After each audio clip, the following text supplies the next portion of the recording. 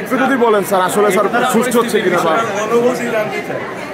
না, অনুভূতি এটা আমাদের এটাই ছিল যে আসলে হয়তো কোনো কোনো ভাইস চলে, কিন্তু আমি যেটা দেখলাম সেটা হলো যে ছাত্ররা আসলেই সত্য এবং ন্যায়ের পথে আছে এবং তারা বিরোধী আন্দোলনের মধ্য দিয়ে তোমাদের মধ্যে যেটা দেশপ্রেমের সব জায়গায় একটা সংস্কারের মানসিকতা আসছে, তবে সেই প্রেক্ষাপটে তোমরা যে অবস্থাটা নিয়েছো যে সত্যিকার অর্থে নিরপেক্ষ একজন শিক্ষককে এখানে তোমরা স্থান দিতে চাও। আমাদের মধ্যে খানিক হয়তো ছিল যে তোমরা আসলে কী করবে, তোমাদের কর্মকাণ্ডের মধ্যে যেটা দেখলাম অ্যাক্টিভিটির মধ্যে আসলে তোমরা দল নিরপেক্ষ একজন মানুষকে তোমরা এই জায়গায় দেখতে চাও। তোমাদের অসংখ্য ধন্যবাদ, তোমরা সামনে এগিয়ে যাও।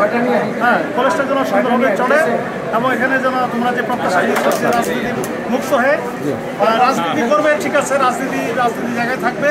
আমরা শিক্ষক, তোমরা ছাত্র, আমাদের কাজ হলো তোমাদের শিক্ষা দেওয়া এবং সেক্ষেত্রে অবশ্যই একটা ক্যাম্পাস যদি রাজনীতি মুক্ত থাকে তাহলে সেখানে শিক্ষার পরিবেশটা ভালো থাকে, অবশ্যই থাকে। তো কাজেই রাজনীতির মতাদর্শ থাকতে পারে, সেখানে পলিটিক্যাল এক্সারসাইজটা যেন এখানে সে হয় সেটা আমরা প্রত্যাশা রাখি। সুন্দরভাবে কলেজটা বাংলাদেশের বেসরকারি কলেজের মধ্যে বৃহত্তম কলেজ, 24,000 ছেলেমেয়ে লেখা করে 450 শিক্ষক কর্মকর্তা কর্মচারী এখানে চাকরির সাথে যুক্ত আছে।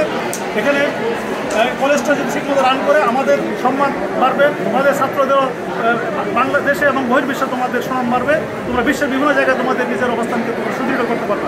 Thank you sir.